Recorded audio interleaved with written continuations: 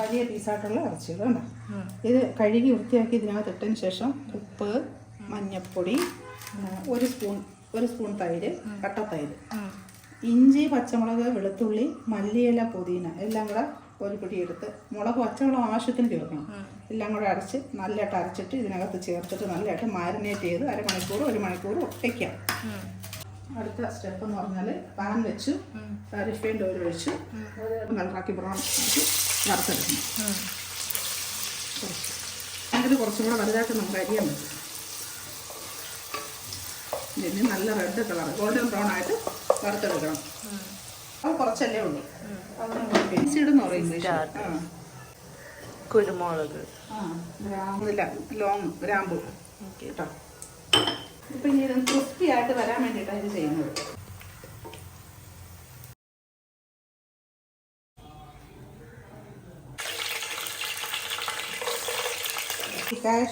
കിസ്മിസ് മാത്രം മേടില്ല, പിന്നെ ഏലക്ക, ഗ്രാമ്പൂ അതൊക്കെ ഒരു ശകലം നല്ലതാണ്.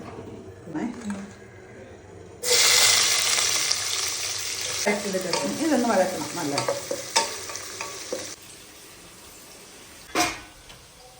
ഇളക്കാം, ശകലം മതി കേട്ടോ. അതുപോലെ ഇതിലിപ്പം നമ്മൾ ഉപ്പ് മതി, കുറച്ചല്ലേ ഉള്ളൂ. അതിന് ഉപ്പിട്ടിട്ടുണ്ട്, ഇതിന് ഉപ്പിട്ടിട്ടുണ്ട്. അപ്പോൾ അതുകൊണ്ട് ഈ ഉള്ളിയിൽ മാത്രം ഒരു ശകലം ഉപ്പിടുന്നു. മസാലയെല്ലാം ഇടുക കേട്ടോ.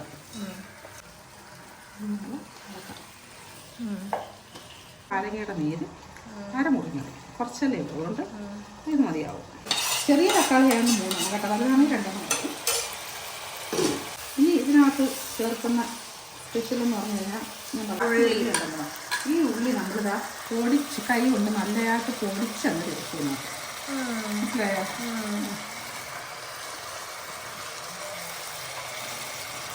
നീളത്തിൽ കിടക്കരുത്, പൊടിച്ച് നമ്മൾ ചേർക്കും. ഓക്കെ ആയാലും